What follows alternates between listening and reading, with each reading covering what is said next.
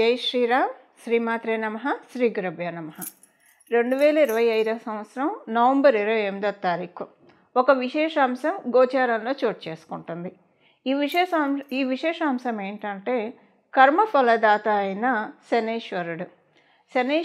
శనేశ్వరుడు మీనరాశిలో వక్రత్యాగం చేస్తున్నారు. వక్రత్యాగం చేసి సవ్యగతిలోకి ఆయన సంచారం ఉండబోతుంది.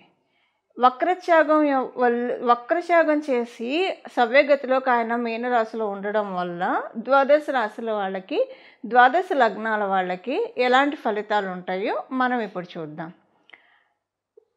కాలపురుషుడు కుండలిలో ఆఖరిదైన మీనరాశి, ఇంకా దాని తర్వాత వచ్చేది మేషరాశి.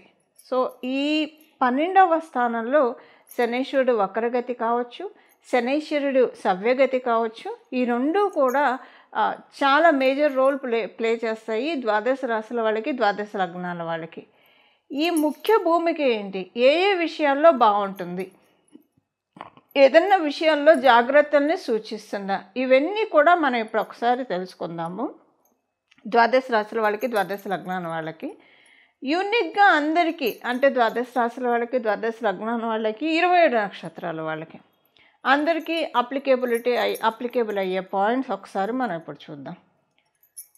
మీనరాశిలో ఆయన సంచారము సవ్యగతిలోకి వస్తూ ఆయన సంచారము ఒక రకంగా కొన్ని స్తంభించి ఉన్న పనులు, అంటే ఆయన వక్రగతిలోకి వెళ్ళి కూడా మేలే చేశాడు. ఎందుకంటే వక్రగతి కుంభరాశి వైపు కాబట్టి కొన్ని మేలు కూడా జరిగింది.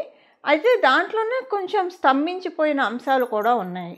ఇప్పుడు మీ రాశి వాళ్ళకి, ద్వాదశ రాశుల వాళ్ళకి, ప్రతి ఒక్కరికేనండి ఈ గడిచిన శనేశ్వరుడు వక్రగతిలో ఉన్నప్పుడు ఏ విషయాల్లో అయితే స్తంభించినట్టు అనిపించడం. ఇప్పుడు కొన్నిసార్లు ఆర్థిక విషయాల్లో స్తంభించినట్టు అనిపించవచ్చు, లేదా కొన్నిసార్లు విదేశాలు వెళ్ళాలని ప్రయత్నం చేస్తుంటే అక్కడ స్తంభన, ఇలాగ రకరకాల ఏదో ఒక విషయంలో ఏదన్నా పని అనుకుంటే జరగకపోవడం, అలాంటిది ఏదన్నా జరగడము, అది ఇప్పుడు వక్రత్యాగం వల్ల ఈ స్తంభించిన విషయాలన్నీ కూడా అన్ఫ్రీజ్ అవుతాయి. ఫ్రీజ్ అయ్యి ఉన్న విషయాలన్నీ కూడా అన్ఫ్రీజ్ అవుతాయి. అన్ఫ్రీజ్ అయ్యి కాస్త కొంచెం ఒక వెసులుబాటు, కొంత మూమెంట్ వస్తుంది. అయితే శనేశ్వరుడు వక్రగతి లబ్ధి కూడా చేకూర్చింది. ఎందుకంటే కుంభరాశి కాబట్టి కొంతమందికి మనం చూసుకుంటే అంతకు ముందుతో కంపేర్ చేస్తే ఫైనాన్షియల్గా పురోభివృద్ధి కూడా డెఫినెట్గా చూసే ఉంటారు. అది ఏ రాశి వాళ్ళు చూసి ఉంటారు అనేది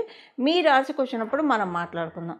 ఇప్పుడు ఏంటంటే ఆయన వక్రగతిలో ఉన్నప్పుడు ఏవేవైతే మైనస్ ఉన్నాయో అవి సవ్యగతిలోకి వచ్చినప్పుడు ప్లస్ అవుతాయి. సింపుల్గా చెప్పాలంటే వక్రగతిలో ఉన్నప్పుడు ఏదైనా విషయంలో మైనస్ అవి ఉంటే అవి ఇప్పుడు ప్లస్ అవుతాయి. ఒక్కొక్క రాశి వాళ్ళకి, ఒక్కొక్క లగ్నం వాళ్ళకి ఏ విషయాల్లో మైనస్లు అయినాయి, ఇప్పుడు వాటిల్లో ఏవి ప్లస్గా టర్న్ అవ్వబోతున్నాయి. అలాగే మీనరాశిలో సవ్యగతిలో శనేశ్వరుడు సంచారం ఏదైనా శుభాంశనిస్తున్నా, జాగ్రత్తలను సూచిస్తున్నా, వీటికి చేసుకోవాల్సిన పరిహారము అవన్నీ కూడా ఇప్పుడు మనం తెలుసుకోవడానికి తెలుసుకుందాము. వృషభ రాశి వృషభ లగ్నంలో పుట్టిన వాళ్ళకి మీకు ఇప్పుడు ఆయన వక్రగతిలో ఉన్నప్పుడు కొంచెం మీకు అంటే కొంచెం మంచి జరిగింది, కొంచెము ఇబ్బంది కూడా కలిగింది. ఏ విషయంలో ఇబ్బంది, ఏ విషయంలో మంచి ఒకసారి మనం చూద్దాము. మంచి ఏ విషయంలో అంటే మీకు కొంచెం ఫ్రీ టైం, అంటే కొంచెం ఫ్రీ టైం అయితే దొరికింది శనీశ్వరుడు వక్రగతిలో ఉన్నప్పుడు. మరి ఉరుకులు పరుకులు జీవితంలో ఉన్నవాళ్ళైనా, మరి వర్కహాలిక్స్ అయినా సరే కొంచెం మీ స్పేస్ మీకు ఇచ్చాడు. కాస్త కొంచెం ఏంటంటే శనీశ్వరుడు రెస్ట్ కూడా ఇస్తాడు. అందుకే మనము డేలో శనిహోర ఉన్నప్పుడు రెస్ట్ తీసుకోవడానికి రైట్ టైం అని చెప్తున్నాను. అంటే స్పిరిచువాలిటీకి వీటికి చాలా మంచిది శనిహోర. అలాగే రెస్ట్ తీసుకోవడానికి కూడా మంచి టైం, పెద్దలకి పాదసేవ చేయడానికి, ఇలాంటి వాటన్నిటికీ కూడా మంచి టైం శనిహోర. సో ఇప్పుడు ఇదంతా ఎందుకు చెప్తున్నానంటే ఒక రకంగా శనిహోర అలాగే జరిగింది మీకు ఈ శనీశ్వరుడు వక్రగతి. మీరు పని ఉంది, పని చేతిలో లేదంటే పని ఉంది, కానీ లీజర్గా కాస్త మీకంటే మీ స్పేస్ దొరికి మీరు పని చేసుకోగలిగారు అనమాట. అది మీకు ఇప్పటిదాకా ఉంది. ఇది ప్లస్. మైనస్ ఏంటంటే కొంచెం ఏంటంటే ఇన్విజిబుల్ ఇన్సల్ట్స్. ఇప్పుడు ఏంటంటే నోటితో మాట్లాడుతూ నొసడితో వెక్కిరిస్తున్నారు అని మీకు అర్థమవుతూనే ఉంటుంది. కానీ మీరు మాట్లాడలేరు. ఇప్పుడు గట్టిగా మీరు అడ్రెస్ చేయాలంటే అక్కడ మీకు వ్యాలిడ్ పాయింట్స్ దొరకవు. కొంచెం ఏంటంటే లేదంటే మీకు ఇప్పుడు సపోజ్ మీరు ఉద్యోగంలో ఉన్నారనుకోండి. మీకొక మంచి పొజిషన్ ఇచ్చారు. ఇచ్చినప్పుడు మీ హైయర్ అఫీషియల్ మంచి పొజిషన్ ఇచ్చి, వీళ్ళకి ఈ పని మనం అప్పచెప్పాం. మీరందరూ కోఆపరేట్ చేయండి. అలాగే మీతో పాటు సమ ఉద్యోగులు ఉంటారు కదా! కోఆపరేట్ చేయండి అని చెప్పినప్పుడు వాళ్ళ ముందు ఎస్ బాస్ అని చెప్పేసి మీ బాస్ లేడీ బాస్ అవ్వచ్చు, జెంట్ బాస్ అవ్వచ్చు, జెంట్ బాస్ మేల్ బాస్ అవ్వచ్చు, పక్కకెళ్ళిన తర్వాత వాళ్ళ సపోర్ట్‌ని మీకు ఇవ్వకుండా కొంచెం చుక్కలు చూపించారు. సపోర్ట్ ఇవ్వలేదంటే అలాగని మీరు గట్టిగా ఇవ్వలేదని అడ్మిట్ చేయలేరు. ఇదొక చక్కగా ఒక స్మార్ట్ వేలో జరిగిందండి. చాలా స్మార్ట్ వేలో. సపోర్ట్ ఇస్తున్నట్టే ఉంటుంది చూసేవాళ్ళ దృష్టిలో. కానీ ఏ రకమైన సపోర్ట్ అందలేదు. అది మీకు తెలుసు. ఆ పక్కనున్న అదర్ సైడ్ ఆఫ్ ద పర్సన్‌కి తెలుసు. అలాగా మీ కింద ఉన్నవాళ్ళు చేస్తున్నట్టే ఉంటారు. ఒక రకంగా మీకు అంటే మొత్తం మీరే చేసుకున్నట్టే ఉంటుంది. వాళ్ళకి కూర్చోబెట్టి మొత్తం మీరే చేసినట్టు ఉంటుంది. ఇది ఒక రకము. అంటే ఉద్యోగంలో ఉన్న వాళ్ళకి నేను ఎగ్జాంపుల్‌కి చెప్పాను. ఇలానే ఉండాలని లేదు. ఇప్పుడు కొంతమంది ఉద్యోగంలో ఉన్న వాళ్ళకి వర్క్ స్ట్రెస్ ఎక్కువ ఉంటుంది. కానీ వర్క్ స్ట్రెస్ ఎక్కువ ఉన్నా లీజర్‌గానే ఆడుతూ పాడుతూ చేస్తారు. అంటే ఈ వర్క్ స్ట్రెస్ ఎలా ఉంటుందంటే మీకు మీ పని కంటే పక్క వాళ్ళ పని మీ మీద పడి అలా వర్క్ స్ట్రెస్ ఉంటుంది. ఇది ఉద్యోగస్తులకి అంటే నేను జస్ట్ ఎగ్జాంపుల్‌కి ఒక స్మార్ట్ ప్లేలనమాట. కొంచెం పాలిటిక్స్ అని చెప్పొచ్చు సింపుల్‌గా చెప్పాలంటే. మీరు ఉద్యోగస్తులైనా, వ్యాపారస్తులైనా కొంచెం పాలిటిక్స్ తోటి ఇబ్బంది పడ్డారు. ఇప్పుడేంటంటే ఆయన సవ్యగతిలోకి రావడం వల్ల వీటిల్లోంచి బయటకొస్తారు. ఫైనాన్షియల్‌గా కూడా కాస్త మంచి పీరియడ్. ఇదే ఒకవేళ మీరు కనుక సీనియర్ సిటిజన్స్ అయినా, విద్యార్థులైనా, గృహిణులైనా సరే. ఇదెలా ఉంటుందంటే ఈ గడిచిన శనీశ్వరుడు వక్రగతిలో ఉన్నప్పుడు మీకు అంటే మీరొకటి అనుకుంటారు, అక్కడ జరిగేది ఇంకోటి ఉంటుంది. మీరు అసలు ఈ పని ఎలాగైనా చేసేయాలి. ఈ పని అవ్వకుండా ఎందుకు అవ్వదో నేను చూస్తాను. అది ఫైనాన్షియల్ రిలేటెడ్ మ్యాటర్ కావచ్చు, ఏదైనా కావచ్చు. ఒక పని అంటే ఇంట్లో పనులు కాదు. కొంచెం మన జీవితానికి ఇంపాక్ట్ చూపించే పనులు ఉంటాయి కదా! ఎందుకు అవ్వదు ఇది? ఎందుకు నేను చేసే తీరుతానని మీరు వాటిల కోసం ప్రయత్నించడము. కానీ అది కొంచెం కూడా అంగుళం కూడా కదలదు. అది మీకు బాగా హర్టింగ్‌గా అనిపిస్తుంది. ఇప్పుడేంటంటే మీకు వక్రగతిలో ఆయన ఉన్నప్పుడు అంటే ఒక గడిచిన 6 మంత్స్ వేసుకోండి ఇంచుమించుగా. మీరు అనుకున్న పనులు ఏవైతే అవ్వలేదో అసలు మిమ్మల్ని లక్ష్య పెట్టకుండా అది మీ ఇంట్లో వాళ్ళు కావచ్చు, బయట వాళ్ళు కావచ్చు, లేదా పరిస్థితులు కూడా కావచ్చు. అవి ఇప్పుడు అవుతాయి. ఇది గృహిణులకి, సీనియర్ సిటిజన్స్‌కి కూడా ఇది అప్లికేబిలిటీ ఉంటుంది. ఇంకా విద్యార్థులకైతే బాగానే ఉంది. కొంచెం కన్ఫ్యూజన్స్ ఉన్నాయి ఈ వక్రగతిలో. ఇప్పుడు ఆ కన్ఫ్యూజన్స్ క్లారిటీ వచ్చింది. ఇప్పుడు సవ్యగతిలో ఉన్నప్పుడు అనుకూలమైన పరిస్థితులు మొదలవుతాయి. ఇంకా మీకు కూడా గృహిణులకు కూడా అనుకూలమైన పరిస్థితులు మొదలవుతాయి. ఇప్పుడు ఈ పాలిటిక్స్ ఏవైతే ఉన్నాయో ఉద్యోగస్తులకు కావచ్చు, వ్యాపారస్తులకు కావచ్చు, వాటి నుంచి బయటపడతారు. కాస్త ఉపశమనం అయితే డెఫినెట్గా దొరుకుతుంది. ఫైనాన్షియల్గా మంచి మోడ్లోకి వెళ్తున్నాము, మంచి మోడ్ స్విచ్ ఆన్ అవుతూ ఉంది ఫైనాన్షియల్గా అని మీకు అర్థమవుతూ ఉంటుంది. అంటే మన చుట్టూ జరిగే చేంజెస్ డెఫినెట్గా మనకి తెలుస్తాయి కదా, అది మీకు అర్థమవుతుంది. ఇది వృషభ రాశి వృషభ లగ్నంలో పుట్టిన వాళ్ళ ఫలితాలు. ఇప్పుడు పరిహారం మనం చూద్దాం. శనీశ్వరుడు సవ్యగతిలోకి వచ్చినప్పుడు చేసుకోవాల్సిన పరిహారం ద్వాదశ రాశుల వాళ్ళు, ద్వాదశ లగ్నాల వాళ్ళు వీళ్ళందరూ కూడా చేసుకోవాల్సిన పరిహారం ఇప్పుడు మనం చూద్దాం. ప్రతిరోజు కూడా ఇక్కడి నుంచి మొదలుకొని ఇదేంటంటే చాలా మంచి టైం అని మనం భావించాలి. ఇంకా ఆయన మేషరాశికి వెళ్ళే లోపల మీనరాశిలో ఉన్న ఈ పీరియడ్ ఏదైతే ఉందో ఈ పీరియడ్ని సద్వినియోగం చేసుకోవాలి. దేనికి సద్వినియోగం చేసుకోవాలి? మామూలుగానే 12వ స్థానం అంటే జ్యోతిష శాస్త్రం మోక్ష స్థానం అని చెప్తుంది. అంటే మోక్షం ఎప్పుడు వస్తుంది?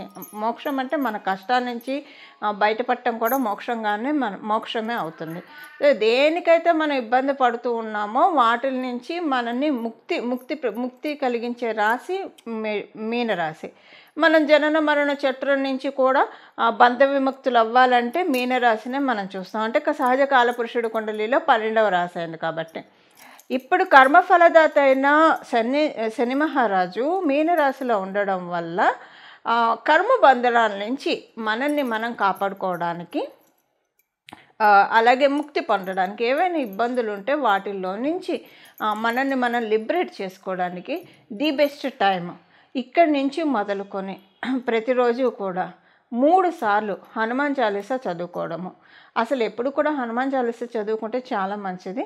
కానీ ఇప్పుడున్న ఈ సిచ్యువేషన్, శనేశ్వరుడు మీనరాశిలో ఉన్నాడు కాబట్టి సవ్యగతిలో మళ్ళీ ఆయన మీనరాశిలో ఉన్నప్పుడే మనకి ఇది బెస్ట్ టైం. మనము విముక్తులు అవ్వడానికి, కర్మల నుంచి విముక్తులు అవ్వడానికి చాలా మంచి సమయము. ప్రతిరోజు కూడా 3 సార్లు హనుమాన్ చాలీసా చదువుకోవడము. త్రిసంధ్యలలో ఉదయం, మధ్యాహ్నము, సాయంత్రము. అలా కుదరదు. అందరికీ ఆఫీసులకు వెళ్ళే వాళ్ళు ఉంటారు, వ్యాపారస్తులు ఉంటారు, ఎవరి పనుల్లో వాళ్ళు ఉంటారు. అలాంటప్పుడు ఉదయాన్నే లేవగానే స్నానం చేసిన తర్వాత 3 సార్లు హనుమాన్ చాలీసా చదువుకుంటే చాలా అంటే చాలా మంచి ఫలితాలను చూస్తారు. అలాగే మీకు కుదిరితే కనుక ఇది 3 సార్లు అయితే కంపల్సరీ.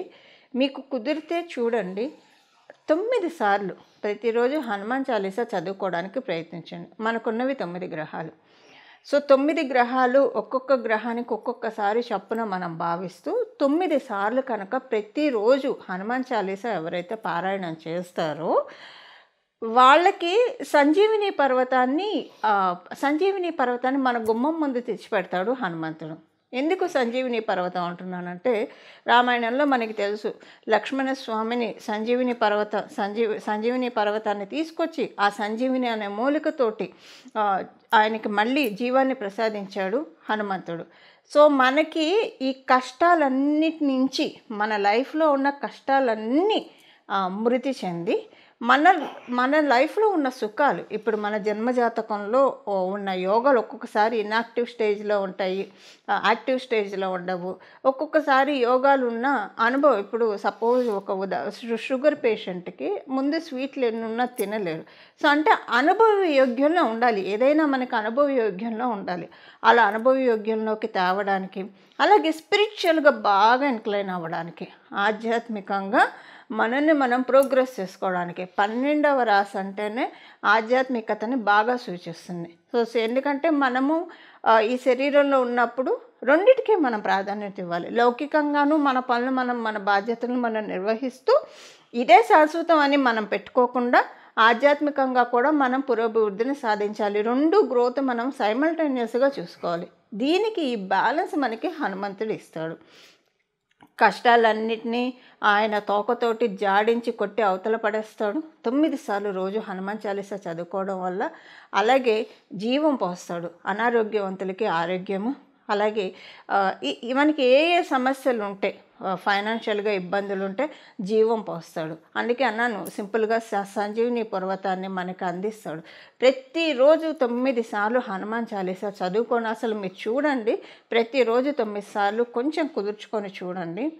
తర్వాత ఈ రిజల్ట్స్ మీరు చూశాక మీరే వదిలిపెట్టరు. ఎందుకంటే మనకెప్పుడు కూడా మంచి శుభాంశలే మనం కోరుకుంటాం కదా. ఎప్పుడు కూడా లైఫ్లో మనం ఛాలెంజెస్ని అధిగమించుకుంటూ సక్సెస్ని సాధిస్తూ, అలాగే మన లైఫ్ డెఫినెట్గా ఐడియల్గా ఉండేట్టు, 10 మందికి ఆదర్శప్రాయంగా ఉండేట్టు మనల్ని మనం మలుచుకోవాలి. కాబట్టి వీటన్నిటికీ కూడా హనుమంతుడు చక్కగా ఒక కర్టన్ రైజర్ అని చెప్పచ్చు. మనకు ఉన్న ఎఫిషియన్సీకి, మనకున్న స్కిల్ సెట్, మనలో ఏం స్కిల్ సెట్ ఉంది, ఏది హైడ్ అయ్యింది, అవన్నీ కూడా ఆయన వెలికి తీసి ఇందులో నీకు బాగా గ్రోత్ ఉంటుంది, దీంట్లోకి వెళ్ళు అని చెప్పి డెఫినెట్గా ఆయన మనకి ఇస్తారు. ఎందుకంటే హనుమంతుడు జ్ఞానప్రదాత కూడా. సూర్యనారాయణ మూర్తి నుంచి విద్యల్ని అభ్యసించి ఆయన మనకి అన్నిటినీ కూడా అందిస్తాడు, వేద జ్ఞానాన్ని అందిస్తాడు. హనుమత్ చరణాన్ని పట్టుకోవడం చాలా మంచిది. దీనికి ప్రతిరోజు 3 సార్లు అయితే కంపల్సరీ చదవాలి, లేదా 9 సార్లు మీకు కుదిరి చదవగలిగితే కనుక చాలా మంచిది. 3 సార్లు చదవలేని వాళ్ళు వినడానికి ప్రయత్నించండి. 3 సార్లు అయినా 9 సార్లు అయినా, కానీ శ్రద్ధ పెట్టి వినాలి, శ్రద్ధగా వినాలి. అలాగా చదవడం వినడము కుదిరితే ప్రతిరోజు కూడా భజే వాయుపుత్రం, భజే వాయుపుత్రం, భజే వాయుపుత్రం, భజే వాయుపుత్రం, భజే వాయుపుత్రం అని హనుమంతుడిని స్మరిస్తూ ఉంటే కనుక సన్మంగళాలు, హనుమంతుడు మంగళప్రదుడు. మన జీవితంలో సన్మంగళాన్ని ఆయన చాలామందికి, మీ అందరికీ తెలిసి ఉంటుందండి, హనుమంతుడు ఆరాధించేవాళ్ళు మన కష్టాల నుంచి ఎలా బయటపడేస్తారో, పిలిస్తే పలికే దైవము అని అయితే చెప్పడంలో ఎలాంటి సందేహం లేదు. సో ఇది మీ అందరికీ ఇంత నేను చెప్పక్కర్లేదు, ఎందుకంటే అందరికీ తెలుసు హనుమంతుని పట్టుకుంటే మనకి ఎలాంటి పనులు అవుతాయి, అసాధ్యమైన పనులను కూడా సుసాధ్యం చేసి పెడతాడు ఆయన. అంటే ఆ విధంగా సుసాధ్యం ఎలా అవుతాయి, మనలో ఉన్న ఎఫిషియన్సీని అలా ఆయన పెంచుతాడు. సో మనందరం కూడా ఈ సమయాన్ని సద్వినియోగం చేసుకొని హనుమత్ కృపకి పాత్రులయ్యి తద్వారా మన జీవితాన్ని ఆనందమయంగా సాగించాలని చెప్పి నేను కూడా మనందరి తరఫున హనుమంతుడిని మనస్ఫూర్తిగా ప్రార్థిస్తూ మంగళం. నమో భగవతే వాసుదేవాయ.